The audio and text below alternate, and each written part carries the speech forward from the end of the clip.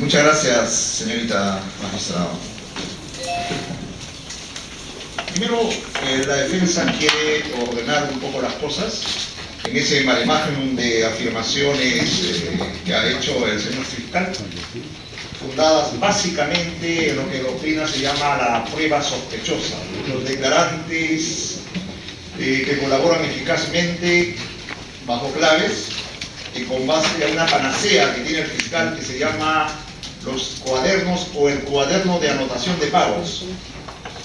Las dos fuentes de prueba que ha utilizado el señor fiscal para considerar que mi patrocinado es líder de una organización criminal, que él ha tenido una amplia relación de vinculaciones, que él ha recibido donativos, que él es una persona que ha sometido la administración que él lidera, que él dirige, por votación popular, al tráfico de las ventas de atribuciones o de funciones. Extrañamente, nuestro joven fiscal no se ha referido para nada al informe de control de Contraloría.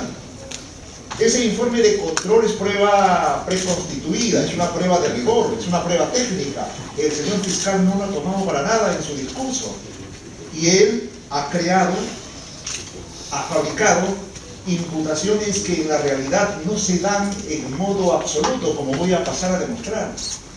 En primer lugar, señorita fiscal, señorita magistrado, disculpe, señorita magistrado, Contraloría le imputa a mi patrocinado haber cometido delito de corrupción.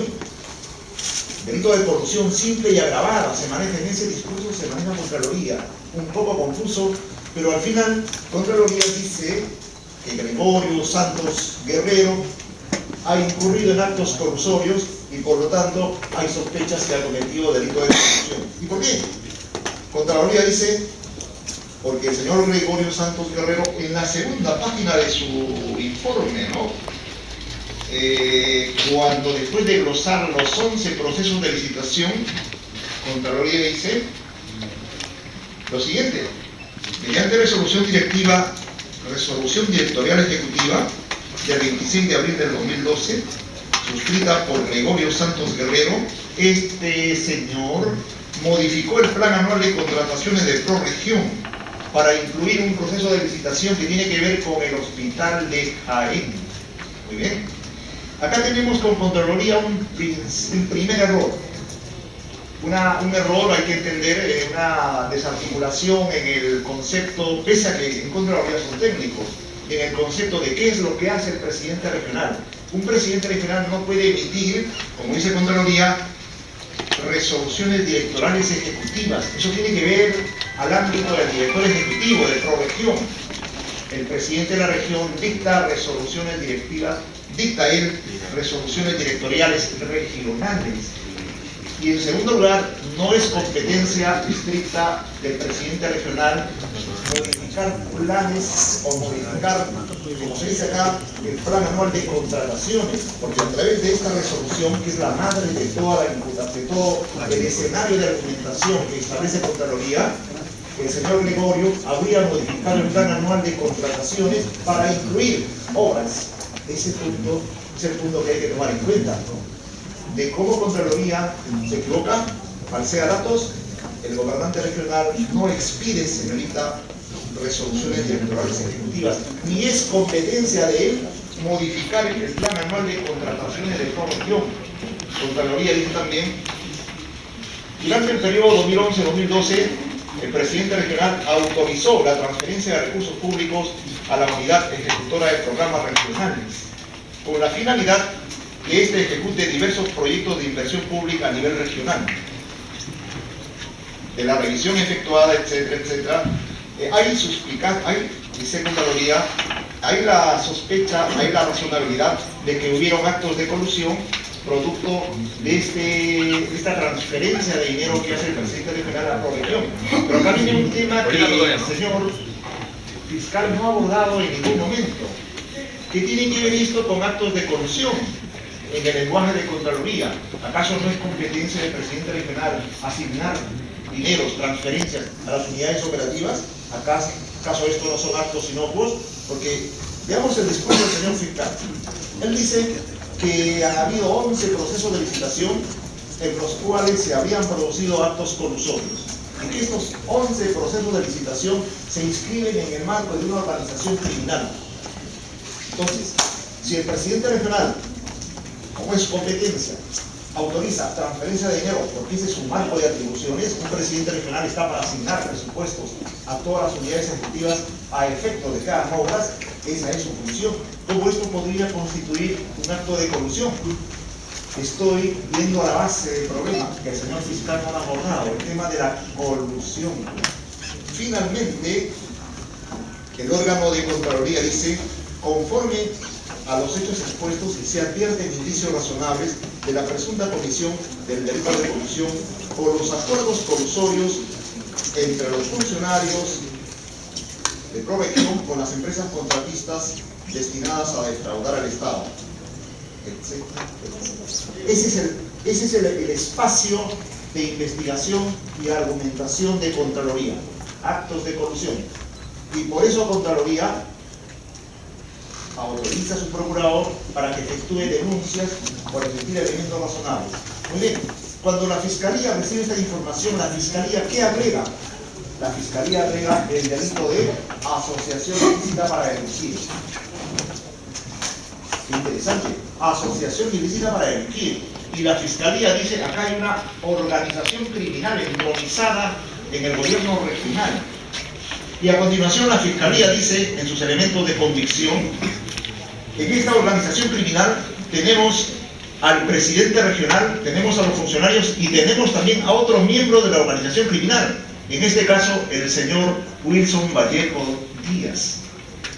Y la Fiscalía crea una fábula en el tema de la organización criminal del siguiente modo. Miremos, analicemos la consistencia de la fábula que la Fiscalía ha establecido. Estamos en el marco de una organización criminal en la que el líder es el señor Gregorio Santos. Él es el líder. Los funcionarios son los directivos de la organización criminal y también forman parte de esa organización criminal el señor Wilson Vallejo Díaz. Y luego el Ministerio Público, en forma totalmente incongruente, dice: uno de los subordinados de la organización criminal, en este caso el señor Wilson Vallejos, le entrega donativos al jefe de la organización, le cohecha al jefe de la organización, y se utilizan intermediarios para tener contactos entre el jefe de la organización y el empresario, que es el que se encarga de comprar a los funcionarios. Viene el tema acá de la razonabilidad de la imputación de asociación ilícita para delinquir. El artículo 317 del Código Penal dice quién es autor del delito de asociación: el que forma parte de una organización criminal destinada a cometer delitos. Acá se ha formado, dice el fiscal, una organización criminal en la cual ellos mismos cometen los delitos entre sí. El señor Vallejo le cohecha al presidente regional, cohecha a los funcionarios, y esto da la evidencia, la prueba de que estamos frente a una organización criminal. ¿Cómo es posible eso? O sea, una asociación ilícita en la que Vallejo, miembro de la organización, se encarga de corromper a su jefe, al señor Gregorio Santos. ¿Qué tipo de organización criminal es esa? El señor fiscal, sabemos que tiene sus estudios, que es una persona bastante estudiosa y preparada, no nos ha dicho qué papel juega aquí el señor presidente de la región, si él es el jefe de la organización, cuál es el título de imputación. La norma dice de graves y fundados elementos de convicción. ¿Qué es él? ¿Un autor mediato? ¿Es el hombre que mueve toda la maquinaria? ¿Es un autor directo? ¿Dónde están los elementos fundados de convicción? Señorita fiscal, la fábula que ha hecho el Ministerio Público con el tema de la organización criminal no resiste el menor análisis. No hay seriedad en la imputación. La organización criminal es un delito de peligro, en la cual los miembros de esa organización se destinan a cometer delitos. No es que los miembros de esa organización estén cometiendo delitos e incluso entre ellos mismos. Uno es sujeto activo, el otro es sujeto pasivo de los delitos al interior de la organización criminal. Ese es un absurdo. Eso no admite ningún nivel de sustentabilidad jurídico-académica. La falta de rigor en la tesis del Ministerio Público solamente se explica porque el Ministerio Público ha querido darle fundabilidad a su pedido de prisión preventiva. Porque si el Ministerio Público no coge la tesis de la asociación ilícita, solamente se queda con colusión y cohecho. ¿Y qué pasa con la colusión? El Ministerio Público no ha dicho ni una palabra de qué tipo de colusión estamos hablando aquí. La Contraloría General de la República, señorita, en sus fundamentos jurídicos dice: el señor presidente regional ha cometido delito de colusión simple, es decir, se han coludido para defraudar a la administración pública. No presenta ningún elemento la Procuraduría, la Contraloría, ningún elemento probatorio de cuál es la afectación patrimonial al gobierno regional. A ver, ¿qué hospital se cayó? ¿Qué obras de electrificación son absolutamente deficientes? En Baños del Inca, en Tartar, en los caseríos, los pobladores están reclamando porque las obras se hicieron mal. En absoluto, el informe de control sostiene la tesis, no obstante que lo maneja, no obstante que lo propone, pero en absoluto, en sus fundamentos jurídicos, Contraloría habla de colusión agravada. Y como usted sabe, señorita magistrada, la colusión se trabaja con dos hipótesis: colusión simple con pena de 3 a 6 años y colusión agravada con pena de 6 a 15. Entonces, si sacamos la figura de la asociación ilícita, que es una creación irresponsable del Ministerio Público, nos quedamos solamente con la figura de colusión simple, 3 a 6 años. Y si en esas circunstancias trabajamos las lecturas que ha hecho la Fiscalía sobre los aportes, sobre las comunicaciones, ¿con qué nos quedamos? Con una figura de cohecho. Pero vayamos al tema. ¿En qué se sustenta el fiscal para decir que mi patrocinado ha recibido donativos? En el famoso cuaderno de apuntes del señor Wilson Vallejo.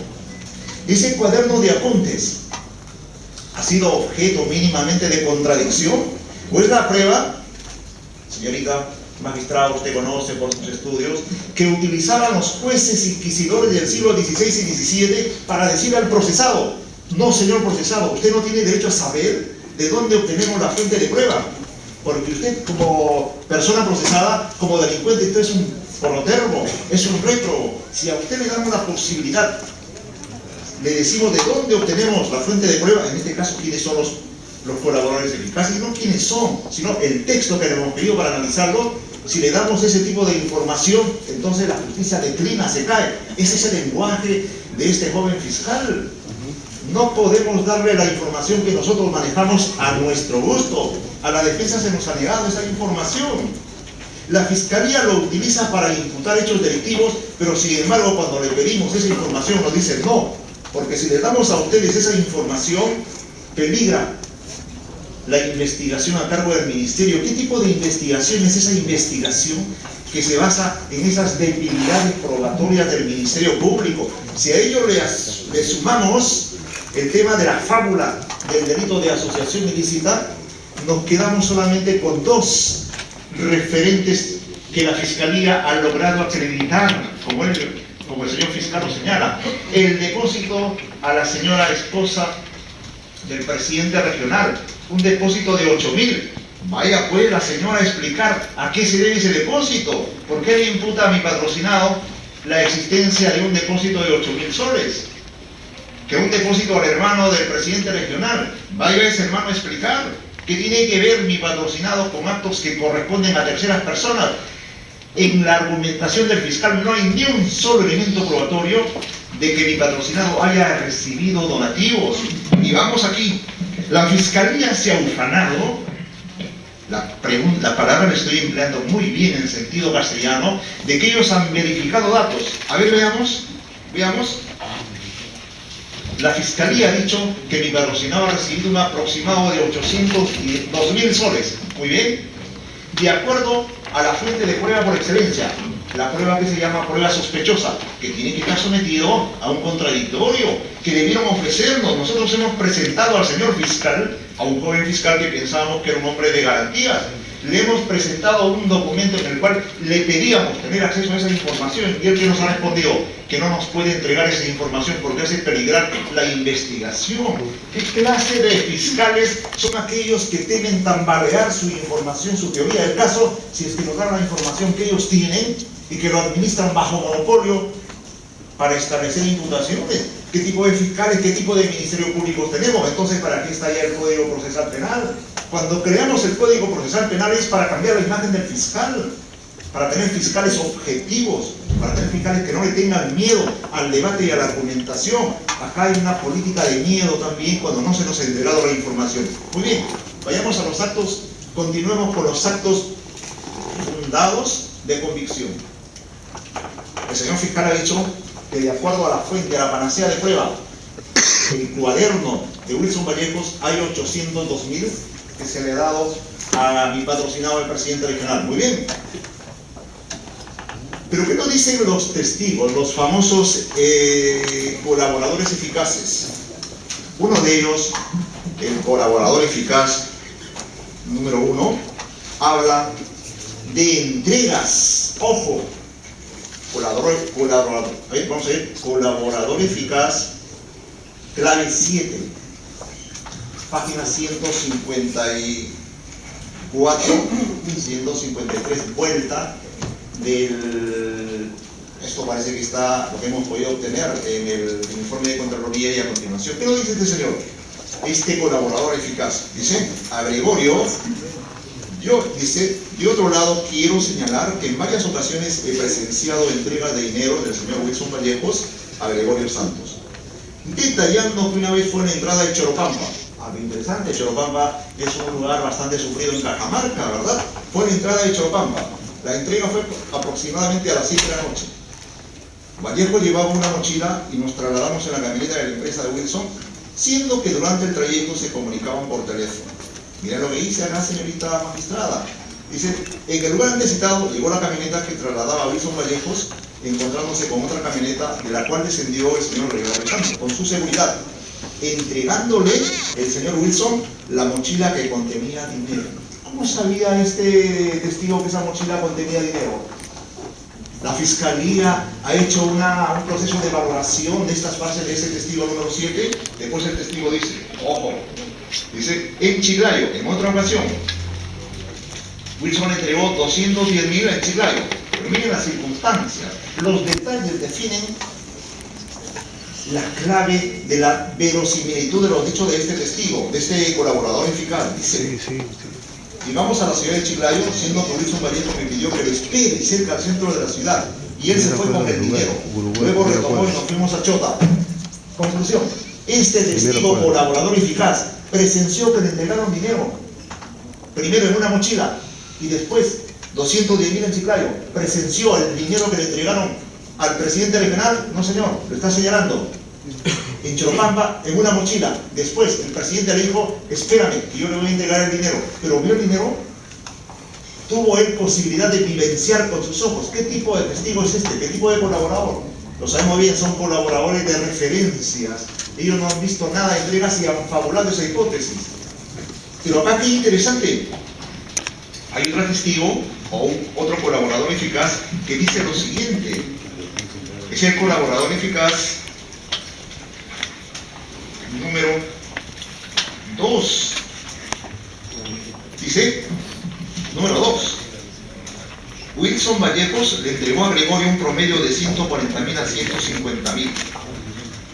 Nunca de golpe, semanalmente. Wilson entregaba a Gregorio 20.000, 30.000 de manera medida, porque era adelanto. Entonces Wilson pagaba de su plata. Qué interesante. O sea, pagaba 20.000, 30.000 semanal. El Ministerio Público ha hecho una contrastación entre la fuente, la panacea de la información de las entregas, con lo que está diciendo esta colaborador eficaz, que esas entregas eran 20.000, 30.000, no más. 20.000, 30.000. Sin embargo, en el cuaderno, la Fiscalía nos ha hablado de entrega de 50.000 soles. Pero en ese cuaderno no se anota la entrega de Choropampa, no se anota la entrega en Chiclayo de 210.000 soles. ¿La Fiscalía ha hecho labor de verificación? No, porque no le conviene a la Fiscalía. La fiscalía hace labor de verificación, claro, en un hotel, te digo, en un hospital, hace labor de verificación de entrada de un vehículo sobre hechos intrascendentes. ¿Qué tiene que ver que el señor presidente regional esté en Trujillo y en Trujillo Wilson Vallejo le preste auxilio para un tema de salud? ¿Qué tiene que ver eso con un delito de corrupción? ¿Qué tiene que ver con temas de corrupción o de organización criminal? ¿O es que las organizaciones criminales también son actos de organizaciones criminales prestar servicios de salud o de humanidad? ¿Qué tiene que ver eso con el marco de imputación? Perfecto. Este mismo testigo, colaborador eficaz número 2, dice lo siguiente. Wilson efectuó 2 retiros en el 2013, 60.000 y 30.000. Ese dinero se lo entregó Wilson Manuel Vallejos a Juan Salazar en efectivo.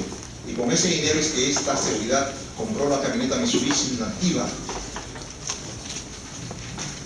Qué interesante.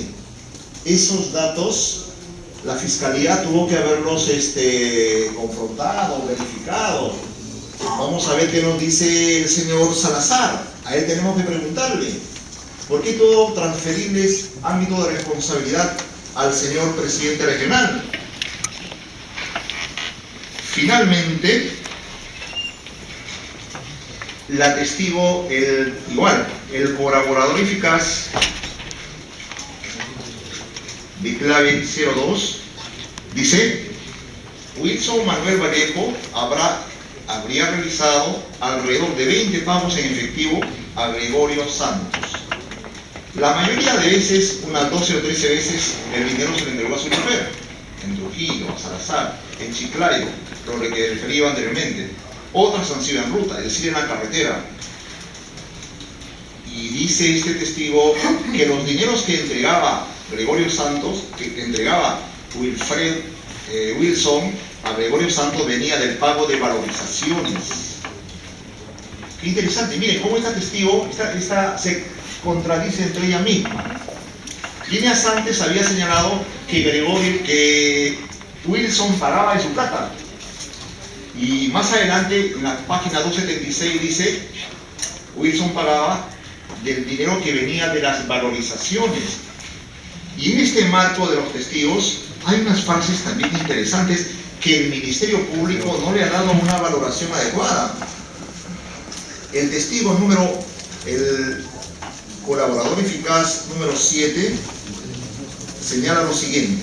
Dice, página 157 de este documento que yo tengo.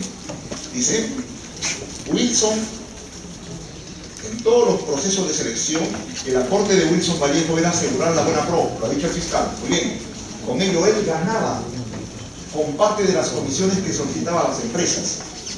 El Ministerio Público ha tenido la escrupulosidad de investigar en este punto, pues que solamente se ha centrado en Gregorio Santos y en los directivos de ProRegión. Miren lo que dice el testigo, el colaborador eficaz. En todos los procesos de selección, el aporte de Wilson Vallejo era asegurar la buena pro. Con ello él ganaba con parte de las comisiones que solicitaban las empresas que conformaban el consorcio. Comisiones que servían para el pago de funcionarios y el presidente regional. Y él se quedaba con otra parte de estas comisiones que entregaban las empresas. Aquí interesante, el escenario se diversifica. El Ministerio Público, violando el deber de objetividad que la ley le impone, solamente investiga a Gregorio Santos. Y las empresas, ¿qué pasa con las empresas que daban los donativos? En el lenguaje de los colaboradores eficaces. Hay que ser consecuente con la información que dan estos colaboradores eficaces. No utilizarla solamente cuando conviene. Estos colaboradores marcan un elemento de contradicción con los cuadernos. En esos cuadernos deberían estar técnicamente, bajo máxima de experiencia, todos los aportes que se harían, en este caso, a Gregorio Santos. Pero en ese cuaderno no hay aportes sustantivos. ¿Con qué nos quedamos?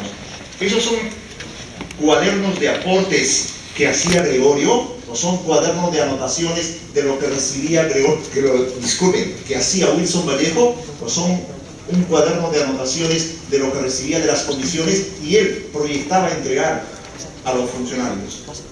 Esos cuadernos de aportes, ¿qué tipo de naturaleza tienen? necesitan entrar al contradictorio aquí para definir el tema que usted, doctora, va a definir como objetividad e imparcialidad de la función preventiva. Saliéndonos del ámbito de lo que dicen los colaboradores eficaces, vamos a ver el tema de los contactos, de las vinculaciones a las que ha aludido con bastante explayamiento el señor fiscal. Nos ha dicho que la esposa de Wilson Vallejo dispuso que se hagan polos con el logotipo del MAS, del Movimiento de Afirmación Social, que se hagan planillones. Pregunta, ¿esto en qué marco está ubicado? ¿De organización criminal? ¿De corrupción? ¿De cohecho?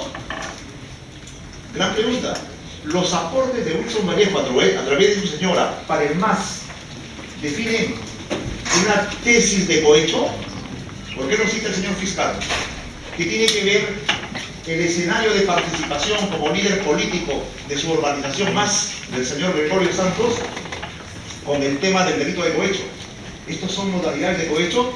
Esa advocación, esa referencia que hace el señor fiscal está fuera de contexto y pone de manifiesto que Wilson Vallejo efectuaba colaboraciones con el movimiento político del señor Gregorio Santos. ¿Y por qué de ahí, en la lectura que hace el Ministerio Público y con base a ese cuadernito, por qué no entender que esos aportes eran también aportes de solidaridad que hacía el señor Wilson Vallejo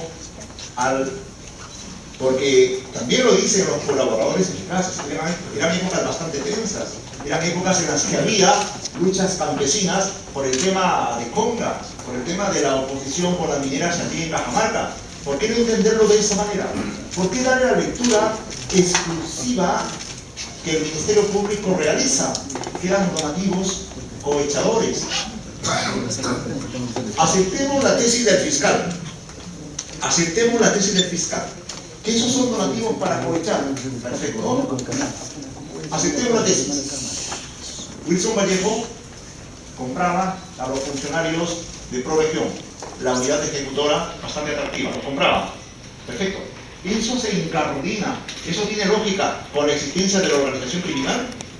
¿No es que la organización criminal realiza delitos por lo general para afuera? ¿O desvinculados de actos de intervención en el propio delito por parte de los funcionarios? Ese cohecho que tiene que ver con organización criminal. Eso es lo que tiene que investigarse. Tiene que investigarse las llamadas telefónicas, tiene que investigarse ese cuadernito del Ministerio Público, esperemos que lo suelte algún día. Tiene que investigarse las declaraciones de los colaboradores eficaces, contrastarlos. El Ministerio Público no tiene por qué actuar al estilo inquisitorial del siglo XVI. Pero esos cohechos, en el supuesto que se den, ¿qué prueban? ¿Organización criminal? Sería una tesis totalmente antitética.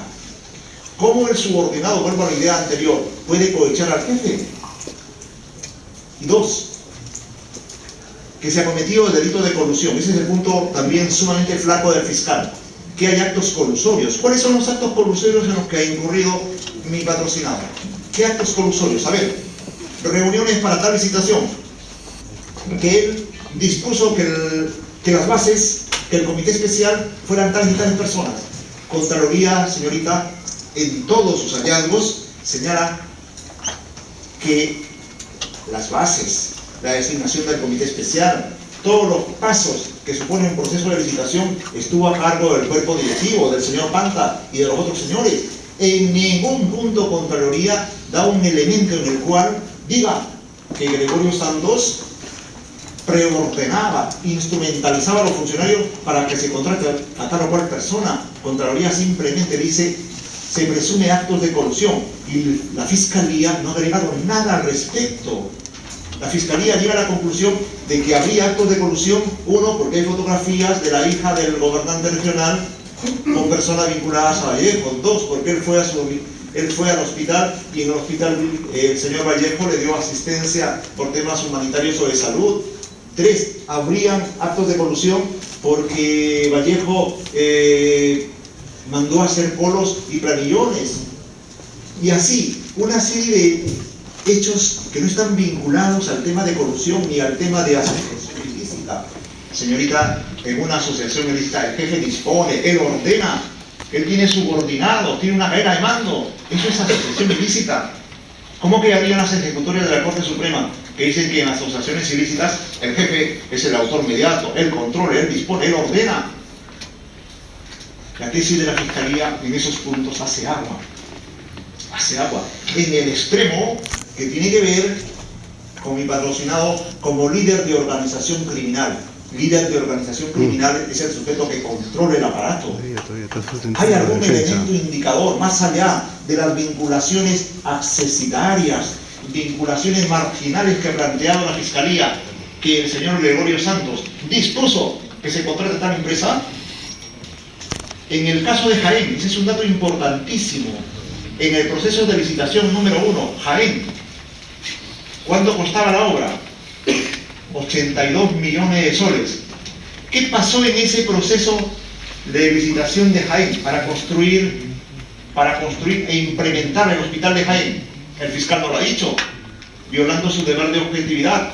Ese proceso, señor, en el que participó Wilson Vallejo fue declarado nulo. Y en la próxima convocatoria ya no participó el señor Wilson Vallejo, porque se detectaron irregularidades, falsificaciones. Wilson Vallejo protestó, se quejó, se molestó, que por qué le sacan de ese proceso. Pregunta, está en el expediente, doctora. ¿Eso tiene que ver con la tesis de una organización criminal? Veamos los aportes de Vallejo. Vallejo tiene aportes del 15%, 10% de los consorcios, y donde tiene aporte del 90% es en obras pequeñísimas, de 77.000 soles, de 110.000 soles. Y si este señor recibe dinero para entregárselo a los funcionarios, y esos dineros tienen fuentes diversas, ¿dónde están las empresas? ¿Dónde es el deber de objetividad del Ministerio Público? Se es bastante profuso, se es bastante minucioso para imputar a un líder político responsabilidades, pero se es muy tímido para ingresar al ámbito de las empresas, esas empresas poderosas, esas empresas que mueven millones de dólares. ¿Por qué el Ministerio Público no es tan celoso en ese punto? Falta de objetividad en el ámbito de la función del Ministerio Público. Le quería señalar que nosotros hemos presentado un pedido de tutela de derechos por la actitud del señor fiscal al no habernos otorgado los documentos para hacer uso también de la información en igualdad de derechos. Igualmente, señorita fiscal, en el punto del daño resarcible, ingresemos al tema de las circunstancias legales que definen una prisión preventiva. Artículo 268 al artículo 270 o algo más del Código Procesal Penal. Veamos en esa materia.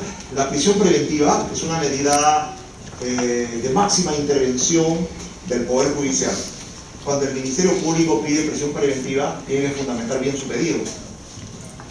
Y el Ministerio Público lo está haciendo con base a declaraciones de colaboradores y con base a lo que se llama prueba sospechosa. El Ministerio Público está pidiendo prisión preventiva, creando él la figura de la asociación ilícita, que no existe para nada. Como hemos indicado aquí, una asociación implosiva, asociación para adentro, no hacia afuera. Una rarísima asociación, salvo que este signifique un desarrollo de la doctrina sobre el tema de asociación ilícita y de organizaciones criminales. La Fiscalía no ha dado elementos fundados y graves. ¿Qué significa el primer punto que establece el artículo 268? Que existan fundados y graves elementos de convicción. ¿Qué cosa es fundado y qué cosa es grave? Elemento de convicción. Elementos de convicción, no podemos hablar de pruebas todavía, pero sí de elementos probatorios que le lleven a la señorita magistrada a entender que en el caso de Gregorio Santos es necesario aplicar una pena privativa. Elementos fundados. Elementos de convicción fundados. ¿Qué es lo que es fundado? Es aquello que va más allá de la subjetividad. Es aquello que se basa en razón. Es aquello que tiene rigor. ¿Qué rigor tiene la asociación ilícita? Le pregunto a los señores fiscales. Ninguno. ¿Qué rigor tiene el cohecho en el marco de la asociación? Ninguno. Es imposible que el subordinado coheche al jefe. ¿Qué rigor tiene la hipótesis de los cohechos en el tema de la colusión? Trabajemos dogmáticamente el tema. Si Wilson Vallejo le entrega donativos al señor presidente de la región y le entrega donativos a los miembros directivos de ProRegión, ¿para qué le entrega? Para que se lo guarden gratuitamente. Los entrega, obviamente, para que estos señores le favorezcan en la DONAPRO. Pregunta académica: si ese es el acto de función que desarrolla en la hipótesis fiscal Gregorio Santos y que desarrollan los funcionarios, el donativo, el cohecho, está para que violen sus atribuciones, es decir, para que faciliten la buena pro, ¿qué tiene que ver eso con la colusión? Se está valorando dos veces el mismo hecho. Si una persona, Wilson Vallejo, me da mi dinero para que le favorezca la buena pro, correcto, ese es un acto de cohecho, sí señor, ese es un acto de cohecho. Mi participación, mi vulneración de la norma satisface plenamente la hipótesis del cohecho. ¿Y qué tiene que ver ahí la colusión? Se sabe, pues señor. En la colusión no trabajamos con el tema de los cohechos, porque son figuras diferentes. Entonces, ni asociación ilícita, ni el tema de la colusión, la Fiscalía ha fundamentado los graves elementos fundados y serios de convicción por asociación ilícita en agua. Por tema de colusión, ni agravada ni simple, la Fiscalía ha podido entregar elementos probatorios. La Fiscalía se ha detenido en lo que en filosofía se llama circunstancias externales, que le encontraron en los órganos, que en el Chifa Restaurante Venecia, que los planillones. Está bien, eso puede definir niveles de irregularidades administrativas, es que está ahí presente el señor Gregorio Santos, pero ¿qué tiene que ver eso con asociación ilícita? ¿Dónde está el rigor académico jurídico para imputar asociación? Entonces, elementos fundados y graves. Y cuando hablamos de graves, ¿a qué nos referimos?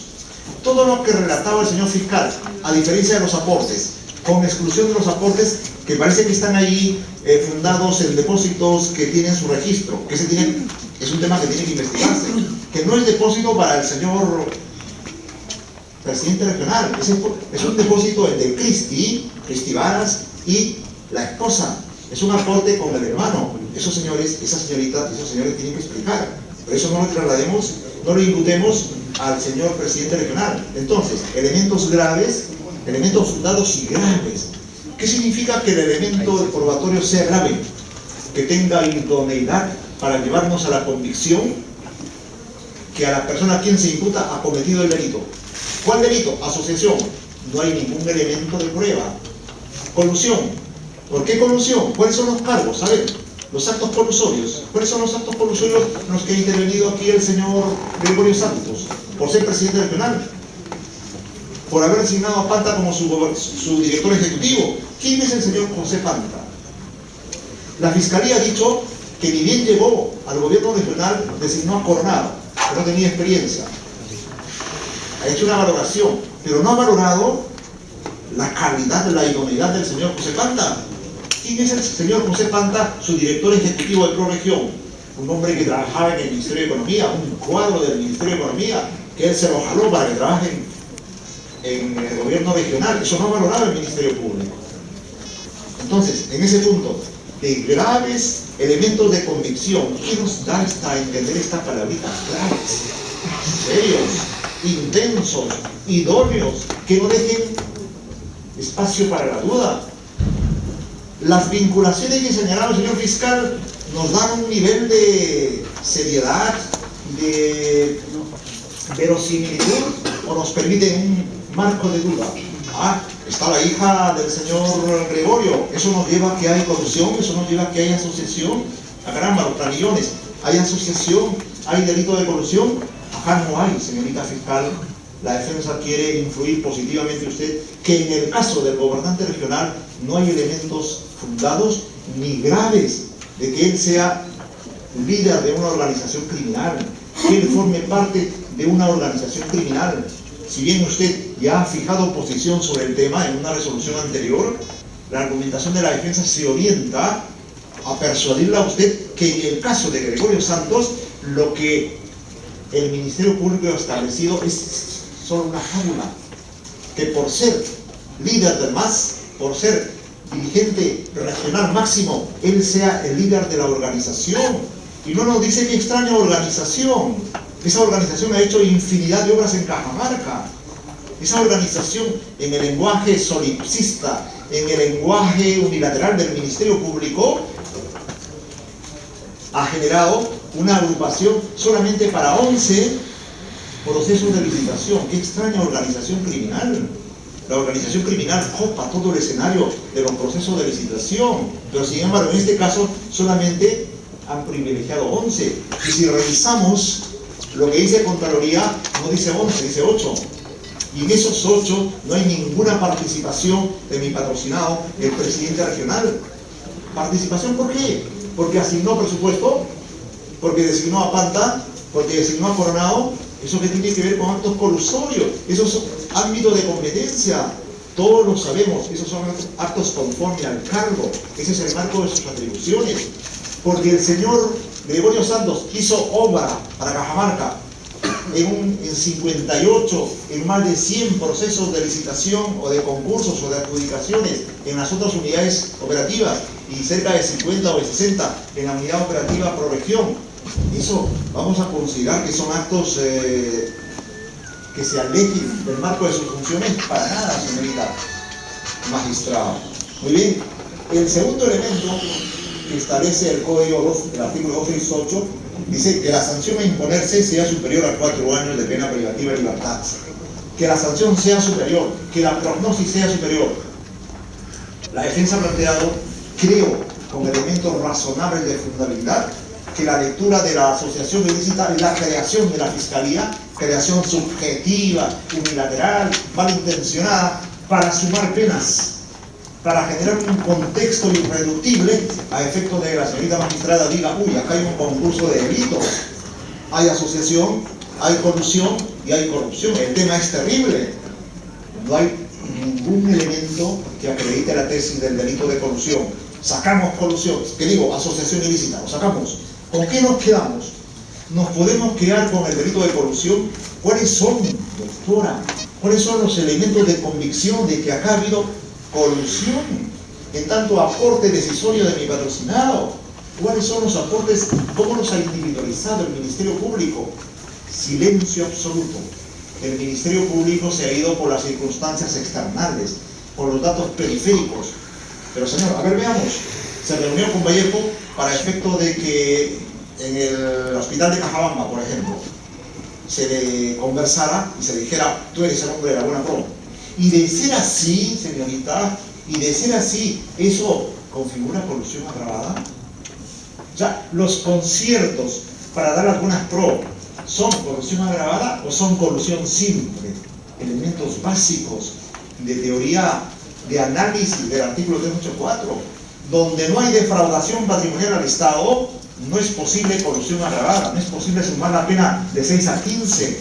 Nos quedamos con pena de 3 a 6. Muy bien. Y con esa pena, ¿quién podría humanamente fijar una pena privativa, una medida limitativa de derechos como una prisión preventiva?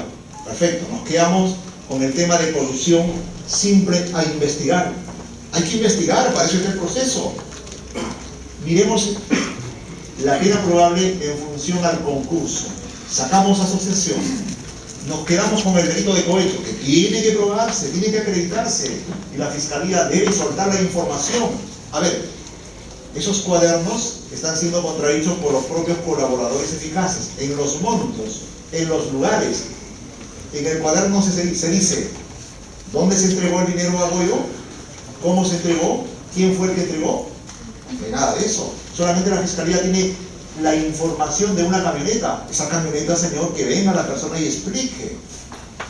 Los 2 depósitos que tienen que ver con 8.000 soles de préstamo probablemente, lo tiene que explicar la señora del presidente regional. Entonces, en el concurso, el Ministerio Público aquí, en un lugar público, en un lugar con mucha prensa, se ha cuidado el Ministerio Público de fundar la pena probable en la circular 035 de la Presidencia de las Cortes del Poder Judicial. Esa circular, la Fiscalía lo cita numerosamente en este documento, pero acá no ha mencionado para nada, porque el fiscal esconde su argumentación. ¿Qué ha dicho el Ministerio Público? Que de acuerdo a la circular, Lo único que debe tomarse en cuenta, señores, es que al haber varios delitos, acumulamos los delitos y las penas, es una pena muy alta. Ahí está el peligro procesal. No es necesario nada ya. Bajo esa hipótesis, fácil pues, yo como fiscal le imputo asociación, le imputo el delito de cohecho y le agrego algo por ahí, una denuncia, violación sexual, y tenemos una pena de cerca de 100 años.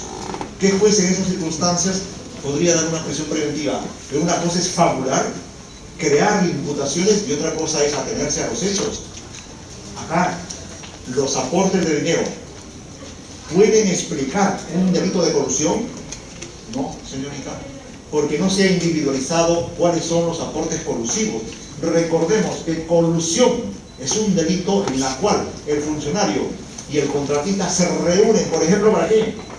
Para fabricar precios, para sobrevalorar o subvaluar, para permitir calidades inferiores que se van a emplear en las obras, para permitir adendas. La obra costó 72 millones, no, en adendas te voy a dar 30 millones más. Eso es el delito de corrupción. ¿Hay algo de eso en el lenguaje del fiscal? Desde la perspectiva de la defensa, una pobreza absoluta para fundamentar el elemento de convicción del delito de corrupción. Entonces, si el cohecho, en la lectura del Ministerio Público, que la defensa niega, si los donativos, los aportes, hubieran ido al presidente regional, ¿para qué iban? ¿Para qué iban a Fanta? ¿Para qué iban a ellos? ¿Para qué iban? Para que violen sus obligaciones. Ese es el contenido del delito de cohecho, que tiene que verse con el marco de la corrupción. Si la Fiscalía quiere imputar corrupción, tiene que demostrar actos colusorios. ¿Le ha explicado usted, señorita magistrada, qué acto de colusorio ha individualizado en contra de mi patrocinado? Ninguno.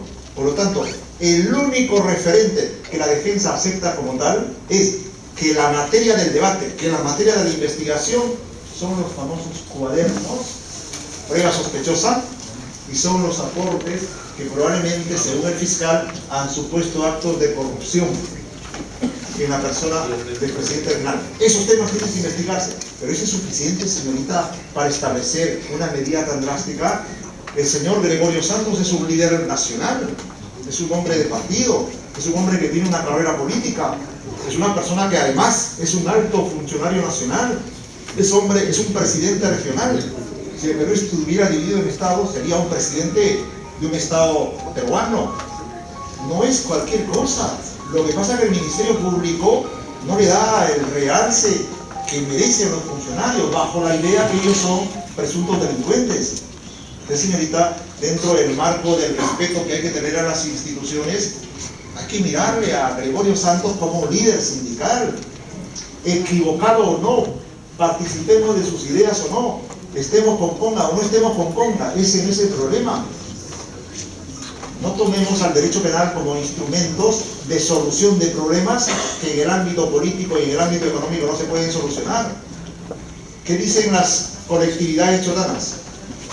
Que a Gregorio, la Newmont, las empresas, no lo pudieron vencer, que él defendió intereses cajamarquinos, que arrinconó al gobierno. Pero ahí está el derecho penal para ajustar cuentas. Y ahí están los fiscales para crear delitos. Yo a mi estimado amigo le imputo haber creado un delito inexistente. Y entremos al debate académico luego, entremos en los escenarios a ese respecto. Entonces, pena probable. ¿Cuál es la pena que queda? ¿Cuál es el delito probable? Actos de corrupción. Eso es lo que tiene que investigarse. Pero corrupción, la Fiscalía no ha cumplido con individualizar los aportes colusorios de mi patrocinado. La Fiscalía no ha cumplido con establecer las bases mínimas que fundan el delito de asociación ilícita. Tercer criterio, el famoso peligro procesal, que el imputado, en razón a sus antecedentes y otras circunstancias del caso particular, permita corregir razonablemente que tratará de eludir la acción de la justicia y obstaculizará la averiguación de la verdad. A ver, la Fiscalía ha presentado algún documento en el cual Gregorio Santos ha rehuido la investigación. Gregorio Santos se ha corrido en la investigación, se ha ido fuera del país. Gregorio Santos ha sido renuente a asistir a las citaciones que le ha hecho el Ministerio Público. Está ahí su declaración. Gregorio Santos le ha ocultado información a la Contraloría. No, señor, la información ha sido plena. Ahí están los trabajos de Contraloría, investigaciones intensas. Gregorio Santos es una persona que no tiene domicilio, claro que lo tiene. El Ministerio Público ha aceptado eso, bajo la regla de objetividad. Tiene un domicilio laboral en Cajamarca, en el gobierno. Tiene un domicilio personal. Tiene hijos, tiene familia, tiene esposa. ¿Dónde está el peligro? El peligro de que Gregorio eluda la acción de la justicia. Si ha venido aquí, muchas personas le decían: no seas loco, Gregorio, no vayas.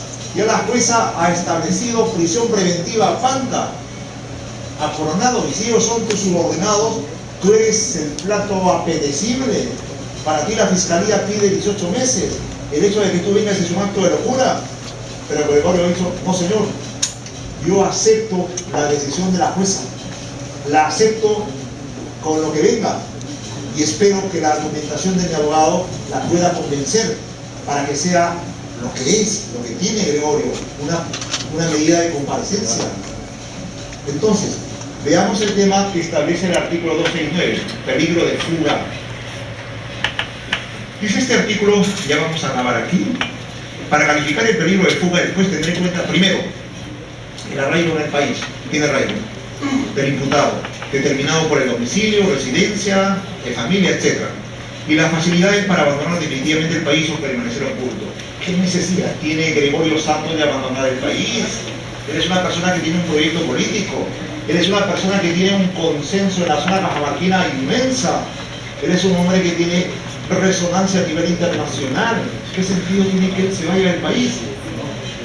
Descartamos el número 1 del artículo 269. 2.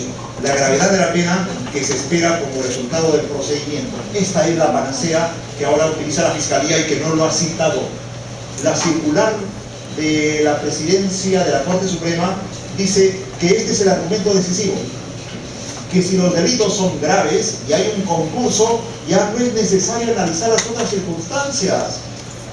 La jueza es simplemente una jueza aplicadora de una norma taxativa. Gran pregunta, señorita magistrada. Una circular que le da valor hegemónico al tema de la pena grave, una circular puede ser superior a la ley procesal. La circular puede estar por encima del artículo de la Constitución que establece la supremacía de las normas, artículo 51, si no me equivoco, o 52, que dice: en el Perú prima la Constitución, después las leyes, los reglamentos y así sucesivamente. Califiquemos la circular, señor fiscal. Disculpe, doctor, de repente usted no está en otras audiencias. Ese tema yo ya lo señalé en reiterado y que no tome en cuenta la circular porque ya me guío por la ley. Perfecto. Bajo esa idea, entonces, me place escuchar ese punto de vista, señorita magistrado. La ley prima. Muy bien. La circular que ha citado el Ministerio Público en su requerimiento y que no lo ha explicado acá, entonces no es un argumento válido para plantear el tema de la hegemonía de la pena con base a los delitos graves. Tercer elemento, la magnitud del daño causado. A ver, ¿cuál es la magnitud del daño causado? A ver, ¿dónde está la cuantificación del daño, señor fiscal? Por colusión, las obras no existen, se han caído, han desaparecido, los hospitales han hecho agua, las electrificaciones de las comunidades campesinas, ¿hay problemas ahí? ¿Dónde está el daño resarcible? ¿Dónde está el daño causado? Se causa daño a través de delitos de resultado. Colusión, ¿cuál es el resultado? ¿La Fiscalía ha agregado algún elemento de convicción al respecto? Nada, en absoluto. La Fiscalía ha perdido tiempo en cuestiones incidentales, marginales. A través del delito de asociación ilícita, ¿qué daño se puede causar? ¿Cómo acreditamos el daño? Era un problema. A nivel del delito de cohecho, ¿cuál es el daño? El daño es a la administración pública, en la hipótesis de cohecho, pero ese es un tema que tendrá que definirse a través del debate probatorio.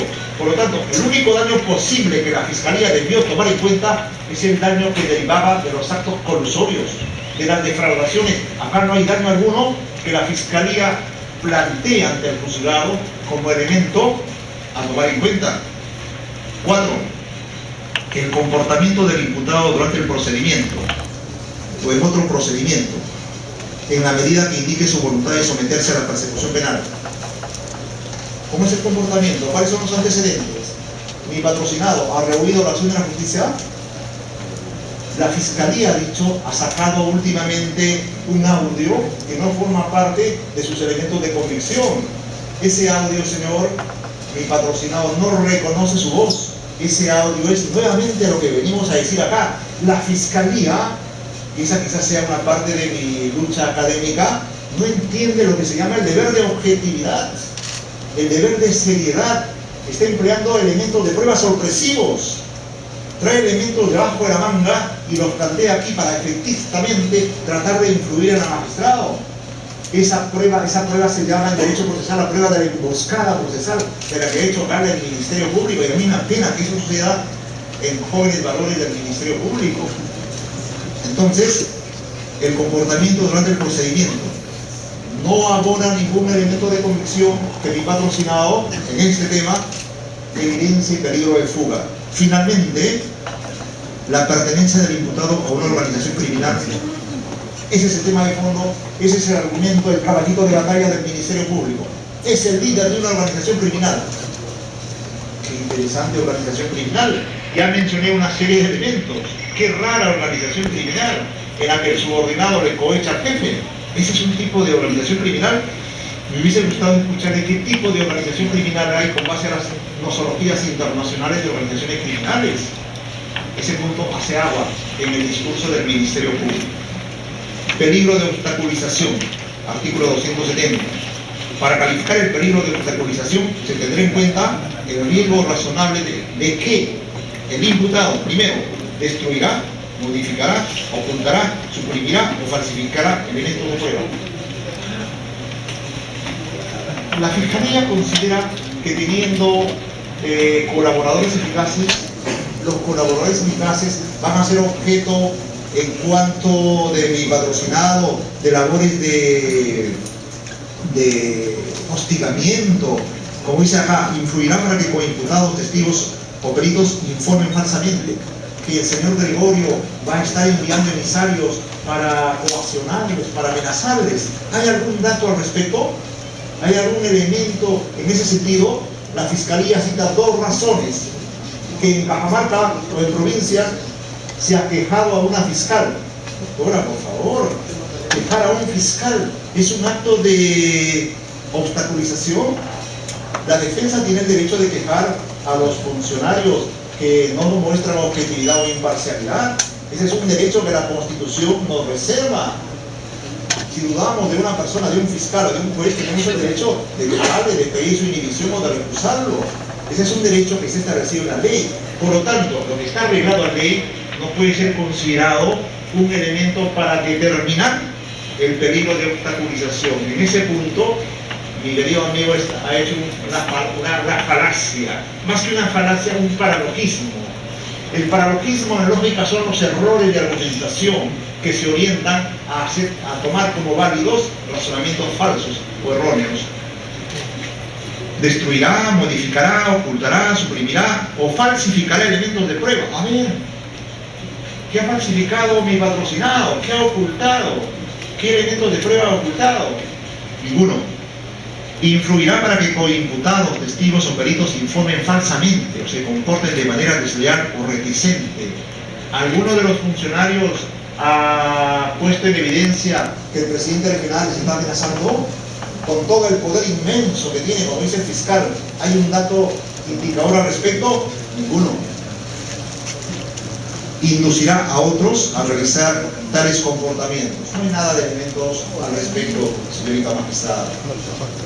Por lo tanto, la defensa de Gregorio Santos, con base al famoso principio de que las medidas restrictivas de derecho, la afectación de derechos constitucionales, requiere una intensa motivación por parte del Ministerio Público, que acá no se ha producido, más ha sido un discurso en aspectos externales, requiere una debida fundamentación, motivación, explicación de razones por el Ministerio sobre la gravedad de los delitos, sobre los peligros que supondría que el señor Gregorio no esté en su libertad y no esté adentro.